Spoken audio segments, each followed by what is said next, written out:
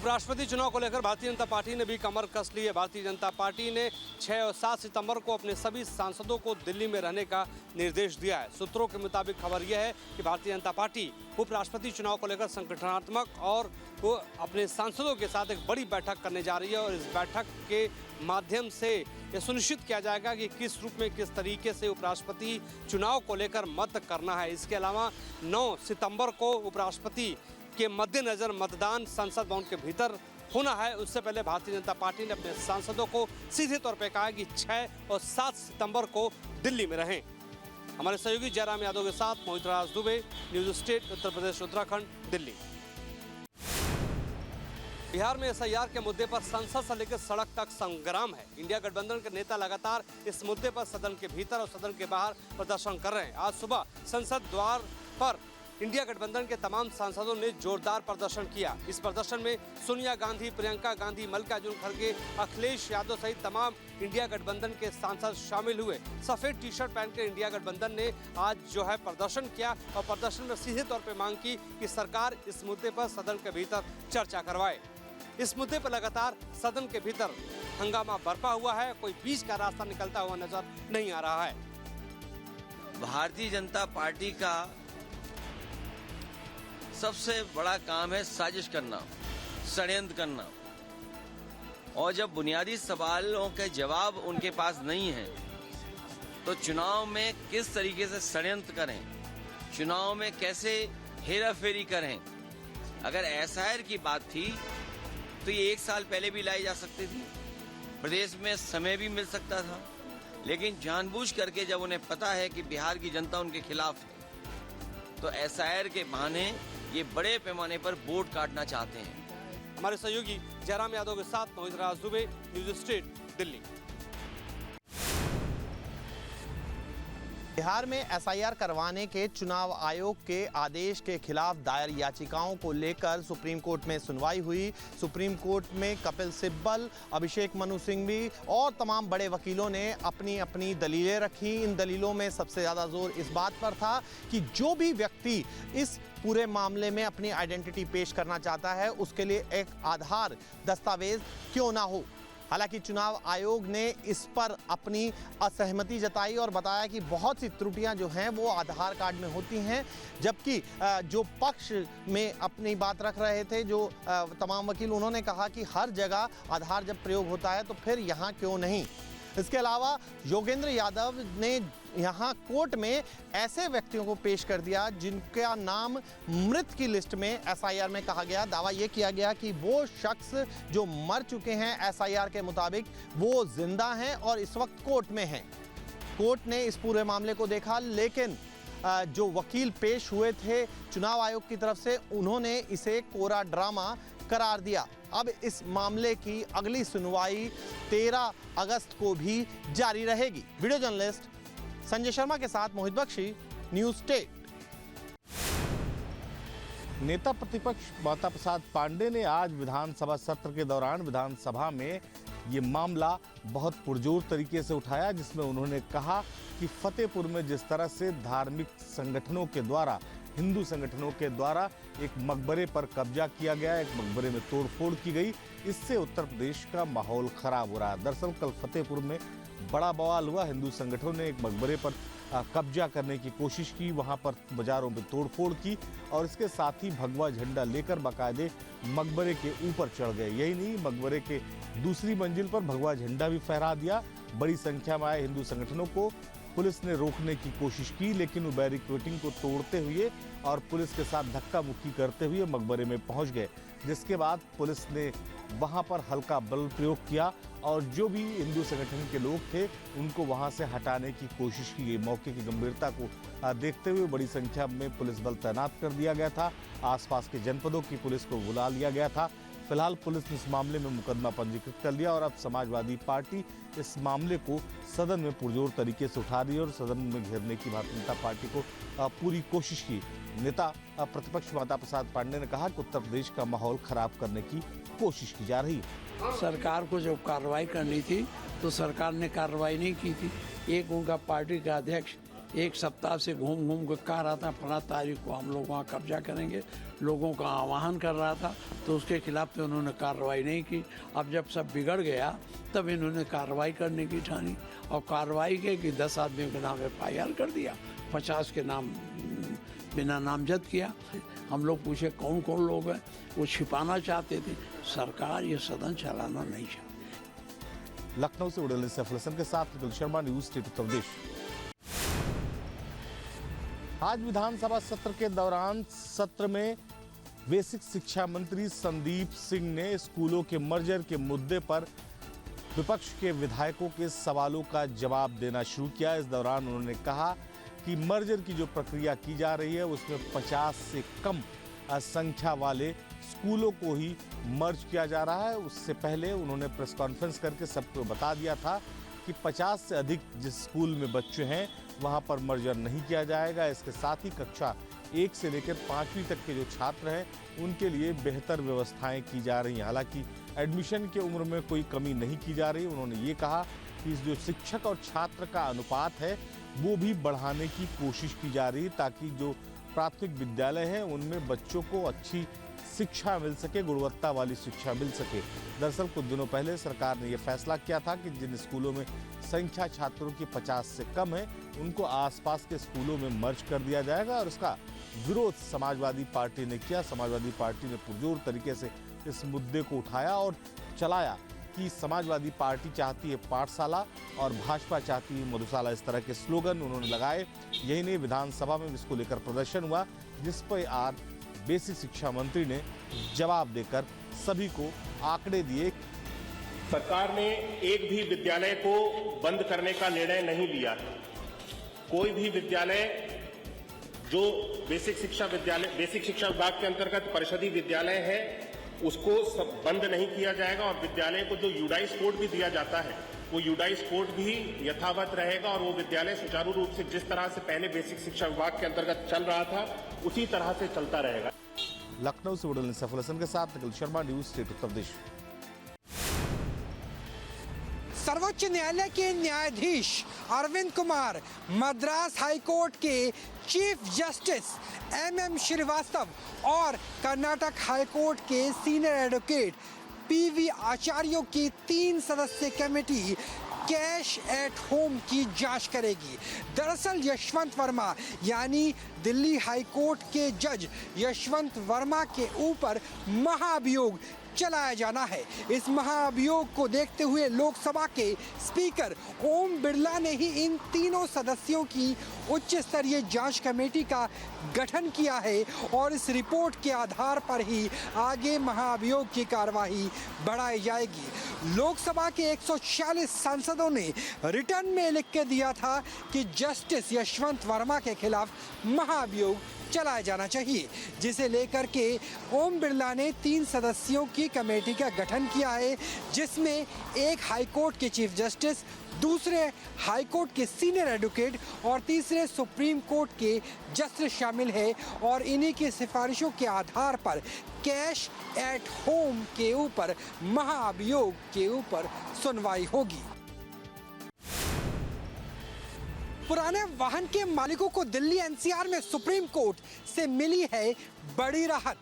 Chief justice of India BR Gavai और 3 न्यायाधीशों की खंडपीठ ने ऐसे मालिकों को 4 सप्ताह की मोहलत दे दी है जिनके पास 15 साल पुरानी पेट्रोल या फिर 10 साल पुरानी डीजल की गाड़ियां हैं। अब पुलिस उनके ऊपर या किसी भी डिपार्टमेंट के द्वारा उनके ऊपर कोई भी कार्रवाई नहीं हो पाएगी। हालांकि ये फौरी राहत है जो सिर्फ 4 सप्ताह तक रहेगी और 4 सप्ताह के बाद इस मामले की सुनवाई सर्वोच्च न्यायालय में दोबारा से की जाएगी। लेकिन BR गवई की इस राहत से ज़रूर दिल्ली NCR के उन गाड़ी वाहन मालिकों को राहत मिली है जिनका वाहन पेट्रोल में 15 और डीजल में 10 साल से ज़्यादा पुराना हो गया था। कैमरा सहयोगी जैनेंद्र के साथ राहुल डबास, न्यूज़ स्टेट उत्तर प्रदेश उत्तराखंड। लखनऊ के लोगों को आज एक बड़ी सौगात मिली है। केंद्रीय कैबिनेट ने 5,801 करोड़ रुपए की मेट्रो के दूसरे फेज की धनराशि कैबिनेट में स्वीकृत कर ली। लखनऊ मेट्रो का फेज़ 1B बहुत ही इम्पॉर्टेंट है। लखनऊ बड़ा शहर है, वहाँ पर मेट्रो की बहुत ज़रूरत है, तो यहाँ पर फेज़ 1B अप्रूव हुआ 5,801 करोड़ रुपीस से। इसके बाद ये माना जा रहा है कि पुराने लखनऊ का जो इलाका है वो भी मेट्रो कनेक्टिविटी से जुड़ जाएगा। दरअसल लखनऊ में अगर हम बात करें तो अमेठी एयरपोर्ट से लेकर मुंशी पुलिया तक जो पहले फेज का निर्माण है वो हो चुका है। दूसरे फेज का निर्माण होना है जिसमें खास करके पुराना लखनऊ इलाका आता है। चारबाग जो मेट्रो स्टेशन है वहाँ से अंडरग्राउंड ये रेलवे लाइन शुरू होगी, जो पहले पांडेगंज, अमीनाबाद और उसके बाद चौक, इमामबाड़ा से बालागंज होते हुए बसंत कुंज योजना तक पहुंचेगी। लगभग 11 स्टेशन इस पर बनाए जाएंगे और बड़ी संख्या में जो लोग हैं वो लाभान्वित होंगे। दरअसल पुराने लखनऊ का इलाका काफ़ी भीड़भाड़ का इलाका रहता है, जहां से बड़ी संख्या में लोग स्टेशन और इसके साथ ही एयरपोर्ट की तरफ जाते हैं। तो ऐसे में अगर मेट्रो उस इलाके में चलाई जाएगी तो लोगों को राहत मिलेगी। हालांकि सेकेंड फेज का भी ज़्यादातर हिस्सा अंडरग्राउंड होगा, चूँकि इस इलाके में सकरे बाजार हैं, भीड़ भाड़ वाले इलाके हैं, लिहाजा ये तय किया गया है कि ज़्यादातर स्टेशनों को अंडरग्राउंड बनाया जाएगा और बड़े इमामबाड़े तक इस मेट्रो को जो है अंडरग्राउंड रखा जाएगा। उसके बाद धीरे धीरे से एलिवेटेड करके इसे बसंत कुंज योजना से जोड़ा जाएगा। बसंत कुंज योजना में चूँकि बड़ी कॉलोनियाँ बन रही, नए नए इलाके बस रहे हैं, IIM रोड पर बड़ी बसावट है, लिहाजा उन लोगों को भी इस नए मेट्रो के फेज के आने से राहत मिलेगी। लखनऊ से उड़न सफर के साथ निखिल शर्मा, न्यूज़ स्टेट उत्तर प्रदेश। दिल्ली विधानसभा से राजघाट तक एक तिरंगा यात्रा जो है वो ऑर्गेनाइज की जा रही है। इस समय हम विधानसभा में मौजूद हैं और ये खास बात ये है कि ये दिल्ली के सरकारी स्कूल के स्टूडेंट्स हैं, छात्राएं हैं और सभी छात्राएं यहाँ से लेकर अगर हम बात करें तो जो राजघाट का जो इलाका है वहाँ तक वो जाएंगी। इसके साथ साथ अगर हम बात करें सभी जो मंत्री हैं वो यहाँ पर मौजूद हैं। इसके अलावा शिक्षा मंत्री आशीष सूद, मुख्यमंत्री रेखा गुप्ता ने यहाँ पर हरी झंडी जो है वो दिखा दी है और यहाँ से लगभग अगर हम बात करें हज़ारों की संख्या में जो छात्राएं हैं वो यहाँ से राजघाट जाएंगी साइक्लोथॉन में, यानी कि साइकिल के ऊपर सवार होकर राजघाट जाएंगी। हाथों में तिरंगा आप देख सकते हैं कि तस्वीरों में कि किस तरीके से तिरंगा यात्रा जो है ये शुरू हो रही है और जिस तरीके से स्वतंत्रता दिवस है उसको ध्यान में रखकर इस यात्रा को आयोजित किया गया है। इसके साथ साथ अगर हम बात करें हज़ारों की संख्या में छात्राएं यहाँ पर हैं और इसके साथ साथ मुख्यमंत्री रेखा गुप्ता यहाँ पर मौजूद हैं और शिक्षा मंत्री आशीष सूद जो हैं वो यहाँ पर मौजूद हैं। तो तस्वीरें साफ तौर पर देखी जा सकती हैं। इसके अलावा अगर हम बात करें तो छात्राओं का निकलना यहाँ से शुरू हो गया है। लगभग अगर हम बात करें तो 7 किलोमीटर से ज़्यादा का जो ये रास्ता है, ये सफ़र है, इसमें साथ साथ आप देखें कि यहाँ पर मुख्यमंत्री और शिक्षा मंत्री साथ में मौजूद हैं, वो साथ में चल रहे हैं। तमाम अधिकारी जो हैं वो भी मौजूद हैं और जो स्टूडेंट्स हैं, जो छात्राएं हैं वो भी यहाँ पर मौजूद हैं और वो लगातार यात्रा जो है वो करती हुई नज़र आ रही हैं। साथ में तिरंगा लिए हुए साइकिल पर आप देखें तो सभी के तिरंगा मौजूद है और इसके साथ साथ अगर हम बात करें तो ये लगभग 7 किलोमीटर का साइक्लोथॉन जो है वो दिल्ली सरकार शिक्षा मंत्रालय की तरफ से जो है वो ऑर्गेनाइज किया गया है। वीडियो जर्नलिस्ट अजय कुमार के साथ हरीश झा, दिल्ली। ताजनगरी आगरा में यमुना का जलस्तर लगातार आगे बढ़ रहा है। तस्वीर में आपको दिखा दे रहा हूँ कि किस तरीके से यमुना उफान पर है। ये तस्वीर आप देख लीजिए, मैं यमुना किनारे से आपको आगरा की तस्वीर दिखा रहा हूँ। दरअसल पहाड़ों पर जब बर्फबारी हुई तो गोकुल बैराज से जो पानी एकत्रित हुआ, यहाँ पर 75 क्यूसेक पानी आगे छोड़ा गया और जब पानी छोड़ा गया तो आप देख सकते हैं कि यमुना लगातार पिछले 2 दिनों से उफान पर है और यमुना का जलस्तर लगातार ऊपर उठ रहा है। अगर चेतावनी के निशान की बात की जाए तो आगरा में चेतावनी का निशान 495 फुट पर है, लेकिन इस समय यमुना 494 फुट पर है, यानी कि महज 1 फुट नीचे चेतावनी के निशान से नीचे पानी का जलस्तर है।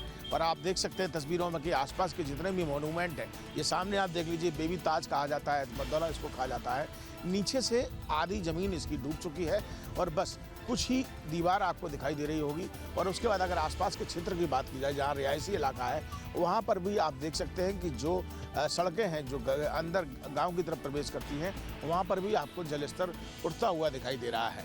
और यही वजह है कि आगरा प्रशासन ने आसपास यमुना के जितने 40 गांव जो हैं उनको अलर्ट मोड पर रखा है। चाहे बाईपुर की बात की जाए, सिकंदरा की बात की जाए, कैलाश की बात की जाए या ताजमहल के आसपास जो ताजगंज से आगे जो डाउन स्ट्रीम के क्षेत्र है वहाँ पर उन गाँवों की बात की जाए तो 40 गाँव में अलर्ट जारी किया गया है। सभी प्रशासन की चौकियों को अलर्ट किया गया है और आसपास के लोगों को ये कहा गया है कि अगर यमुना का जलस्तर बढ़ता है और थोड़ा सा भी अंदर आने की जरा अगर पानी अंदर आता है तो आप लोग अलर्ट मोड पर रहें और उस जगह को खाली कर दें ताकि कोई संकट या किसी तरीके की कोई परेशानी आम जनता को ना हो।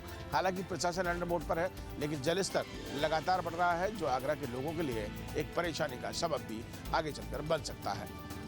वीडियो जर्नलिस्ट विकास के साथ आगरा से Vineet Dubey, news state Uttar Pradesh.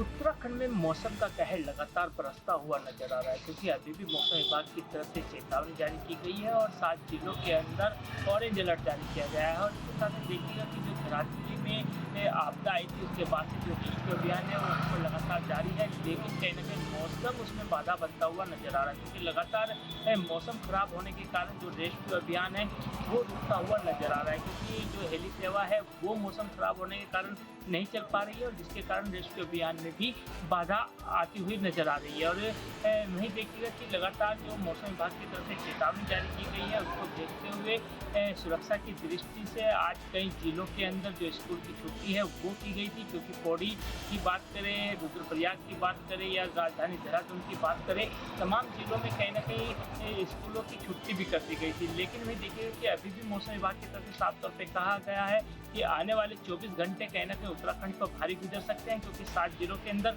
Orange alert जारी किया गया है और उसके चलते कहीं ना कहीं प्रशासन को भी अलर्ट मोड पर रहने के निर्देश जारी किए गए हैं। वहीं मुख्यमंत्री पुष्पेंद्र धामी भी लगातार कहीं ना कहीं अपनी नज़र बनाए हुए हैं और लगातार प्रशासन और शासन के साथ बैठकें भी कर रहे हैं और लगातार उनको निर्देश भी दे रहे हैं कि अपराध है उसके चलते कहीं ना कहीं अलर्ट मोड पर रहने की आवश्यकता है। News state Dhanrajgarh, Dehradun. उत्तरकाशी सोनघाट के पास अभी भी जो स्थिति है वो बहुत ही भयावह और विकट बनी हुई है। यहाँ पे गंगोत्री हाईवे 200 मीटर लगभग जो है वो वॉश आउट हुआ है और ग्रामीण अपनी जान जोखिम में डालकर यहाँ से भागीरथी नदी को पार कर रहे हैं। दोनों तरफ झील है और ऊपर से उफनती नदी आप देख सकते हैं किस तरीके से जो भागीरथी नदी का विकराल रूप है यहाँ पे। और यहाँ पे दूसरी ओर एक खड़ी चट्टान है, कभी भी ऊपर से कोई भी पत्थर यहाँ पे गिर सकता है। और आप इधर देख सकते हैं किस तरीके से लोग पहाड़ी के बीच में लोग जान जोखिम में डाल कर जा रहे हैं। तो कहीं ना कहीं एक बड़ी भयावह तस्वीर है गंगोत्री हाईवे और जो 2-3 जगह पर देखो किस तरीके से लोग अपने परिजनों को निकाल रहे हैं। तो कहीं ना कहीं एक बड़ी विकट स्थिति है। गंगोत्री नेशनल हाईवे जो भागीरथी नदी से वॉश आउट हुआ था वहाँ पर लोग अभी भी जान जोखिम में डालकर जा रहे हैं। और कहीं ना कहीं जो स्थानीय लोगों का कहना है कि जिस तरीके से यहाँ के बाहरी लोगों को या यात्रियों को निकालने के लिए व्यवस्था की गई थी, स्थानीय लोगों के लिए हेली सेवा और अन्य माध्यम से उनको यहाँ से निकालना चाहिए। Jagmohan Singh Chauhan, news state, Songhat. मैं यहाँ इस समय हरसिल में हूँ और धराली आपदा से आप सब लोग अनजान नहीं हैं, पूरी तरह से अवगत हैं। पिछले 5 अगस्त को यहाँ क्या किस तरह का तांडव मचा, प्राकृतिक आपदा ने क्या रौद्र रूप दिखाया, पूरा गांव जमींदोज हो गया और एक बहुत ऊंचे मलबे में दफन हो गया है। उसके नीचे से क्या अब निकलेगा, कौन निकलेगा, किस तरह से सर्च किया जाएगा, कहा नहीं जा सकता। लेकिन मैं इस समय हरसिल में गंगोत्री और धराली जाने वाले मुख्य मार्ग पर हूँ। अब आप भागीरथी का रौद्र रूप देखिए। रात भर से SDRF मुनादी करके लोगों को दूर कर रही थी और सामने जो वो ग्रीन शेड है वो आर्मी कैंप है, लोअर आर्मी कैंप उसको बोलते हैं हरसिल में। वहाँ पूरी तरह से उनके जितना भी हिस्सा है वो पूरा बंदाकी ने काट दिया है। सामने आप कटान देख रहे होंगे और इस कटान के बाद आर्मी ने ये जितने भी ग्रीन शेड के जितने इनके शेल्टर हो गए तो इनको सबको यहाँ खाली करा लिया गया है। यहाँ अब इसमें कोई नहीं है क्योंकि पानी ऊपर लगातार बढ़ रहा है। और ये जिस पुल पर हम खड़े हैं ये पुराना पुल है, इधर ये पुराना पुल है और इसको हल्के वाहनों के लिए रखा जाता है। नया पुल इधर दूसरी तरफ बना है पीला, तो ये मतलब मुख्य मार्ग है। और ये इधर गंगोत्री मार्ग, ये सड़क आप देखिए कि किस तरह से झूल गई है पूरी तरह से और ये सड़क पूरी तरह से कट गई है। इसी सड़क से होकर गंगोत्री जाते हैं और गंगोत्री जाने का मतलब है कि अगर ये सड़क नहीं होगी तो गंगोत्री आप फिर भी नहीं जा पाएंगे। चाहे धराली में समाधान हो जाए, चाहे पीछे डबरानी में, सोनघाट में सब चीज़ें ठीक हो जाएं, अगर ये सड़क ठीक नहीं होगी तब भी आप गंगोत्री या धराली गाड़ी से या सड़क से नहीं जा पाएंगे। अपने सहयोगी कैमरामैन सुनील कुमार के साथ न्यूज स्टेट के लिए हरसिल से अजीत सिंह राठी।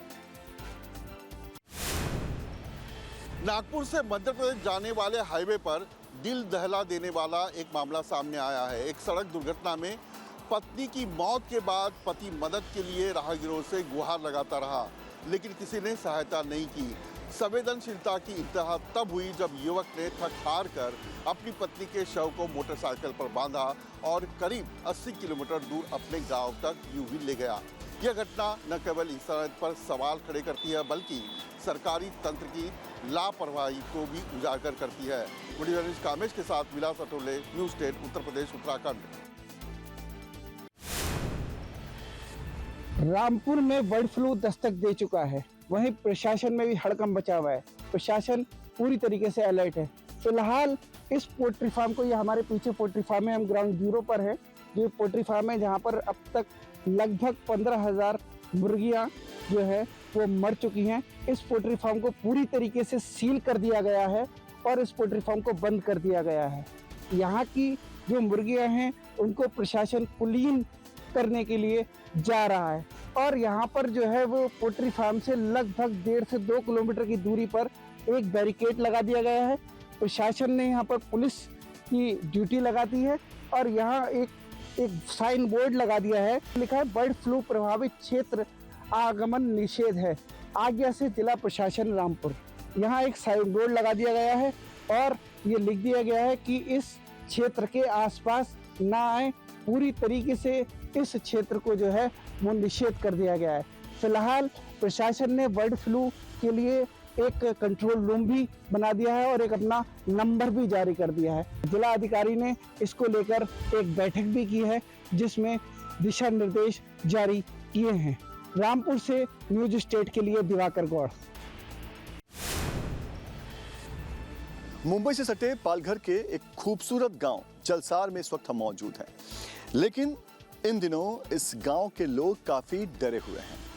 ये लोग न रात को ठीक से सो पाते हैं, न दिन भर चैन से अपने घर में बैठ पाते हैं। कारण ये है कि बीते कुछ वक्त से इस गांव में हर वक्त भूकंप जैसे हालात रहते हैं।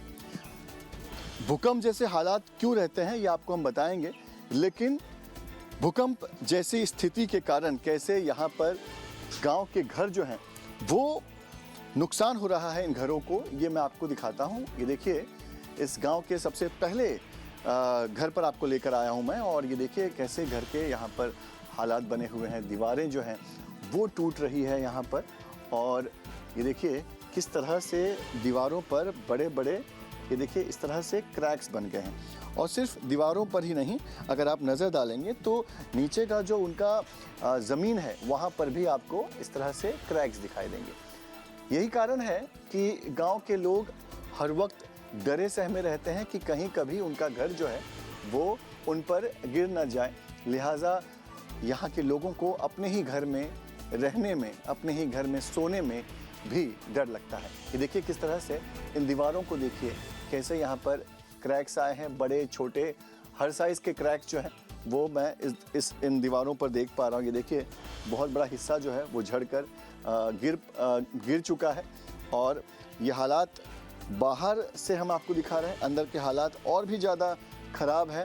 फ़िलहाल इस घर को बचाने के लिए, इस घर को संभालने के लिए देखिए इस तरह से ये पाइप्स लगाए गए हैं ताकि जो घर का जो छत का हिस्सा है वो नीचे ना गिरे।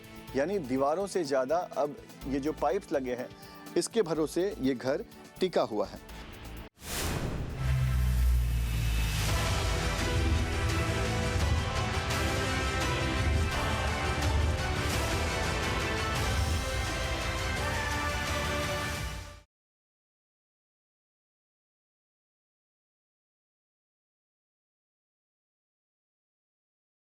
जहाँ भक्ति है हर शब्द में, कथाओं में छुपे हैं दिव्य रहस्य और ज्योतिष देता है जीवन को दिशा। धर्म से जुड़ी हर बातों को जानने के लिए हमारे चैनल स्तुति को सब्सक्राइब करें। चैनल पर जाने के लिए इस लिंक पर क्लिक करें।